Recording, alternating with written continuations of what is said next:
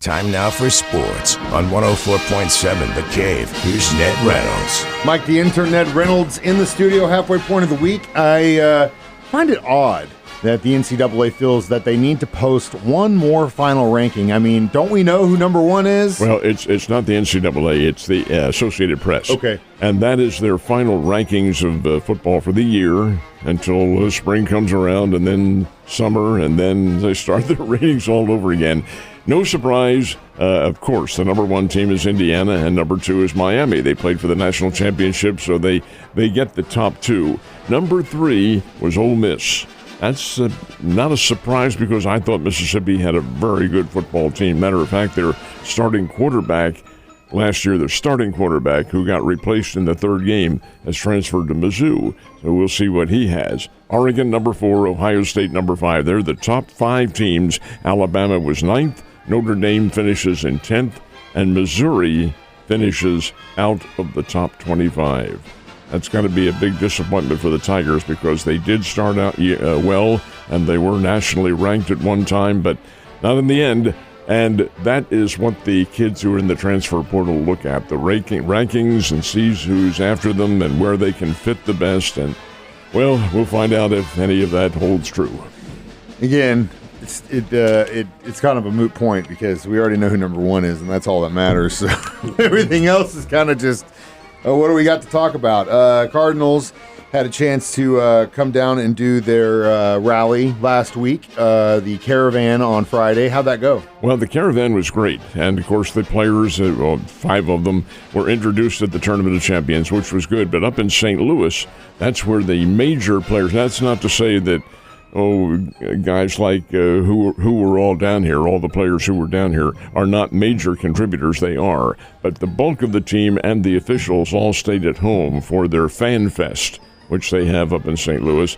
And addressing the crowd, and a pretty big crowd, was the team board chairman, which is essentially the owner, Bill DeWitt. Now, there had been rumors going on that maybe that franchise is for sale. Maybe Mr. DeWitt's cutting back on all of the money and so forth and so on, or the little amount of money that they're spending.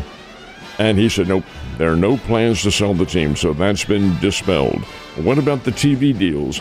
Well, they're pretty chancy at the moment. There will be television of the Cardinals for the home viewer, but how it's going to be delivered remains to be seen. I would have thought, Mike, in all honesty, that by now in January it would have been resolved because the organization that heads up all these teams, and there are 9 of them involved, including the Cardinals and Royals, they would have made a decision right now whether to go bankrupt or what to do or sell their franchise. Well, they haven't yet, and they're still in negotiations with another unit to buy them, and so things are still hazy. And as far as the team is concerned, as far as the players, Mr. DeWitt emphasized, hey, we are building from within. We're not going to trade around to get proven stars and spend a lot of money. We're going to build our youngsters, and we will be back, quote, end quote. So we'll see how Mr. DeWitt predicts and whether or not that has any credibility with the fan base.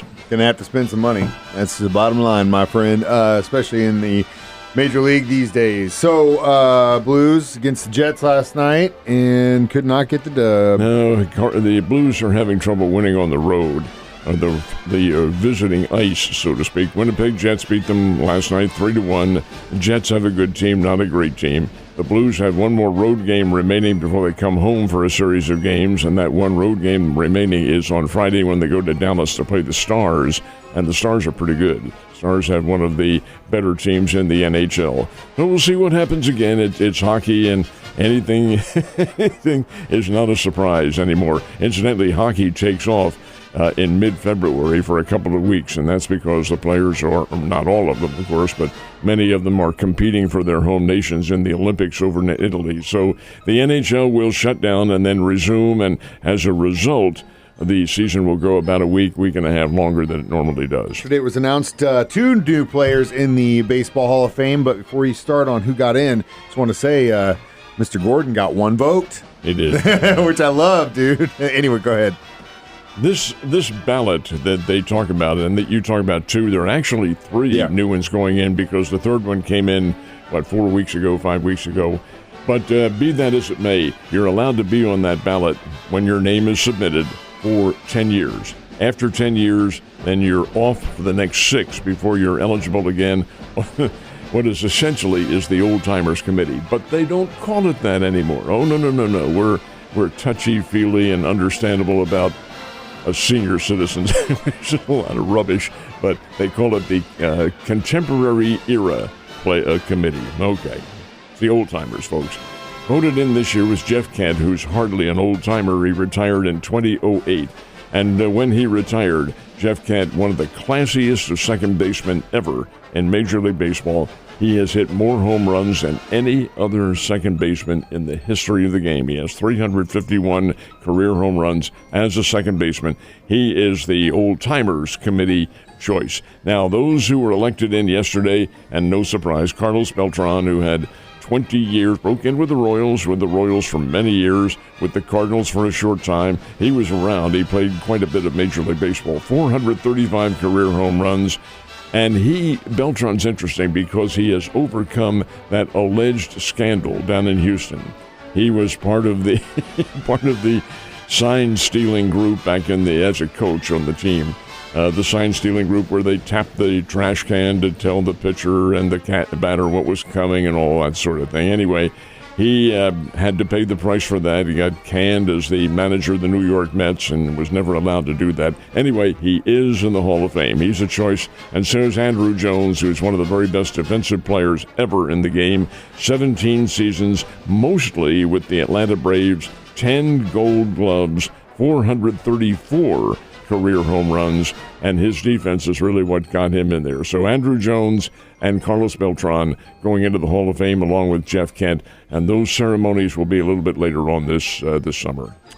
Congratulations to those guys, and interesting situation that when it's always funny when they bring new people in because it's always a conversation starter. Speaking of which, Missouri State Bears are not too far away from getting their season rolling. Well, they have their annual first pitch, which is really the celebratory start to the season. The baseball Bears will begin their season in mid-February. I believe they're playing down in Texas. I'll have to check the schedule to make sure, but they usually open up down south somewhere. Not that that's going to be a whole lot warmer, but be that as it may.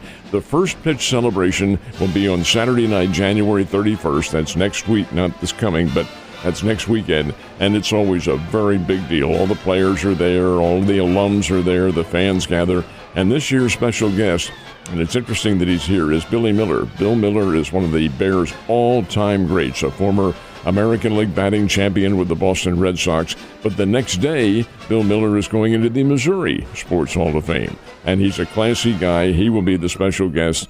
I'll have the opportunity to interview him, and he's really a top-notch individual. So that's all January 31st. It's a lot that goes on, too. A lot of introductions, and, there's a prize table and just many items at food and ballpark food and so forth and so on. And it's all in the Bill Rowe Training Center at Hammons Field. And that's January 31st is when that's going to happen.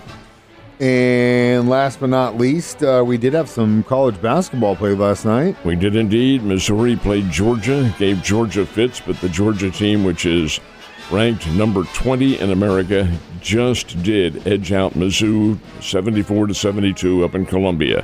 Arkansas had a much easier time with Vanderbilt, which started out so very well, and now Vandy has lost 4 in a row. Arkansas beat them last night 93-68 down in Fayetteville. Kansas on the road knocked off Colorado. Bill Self did not coach the team.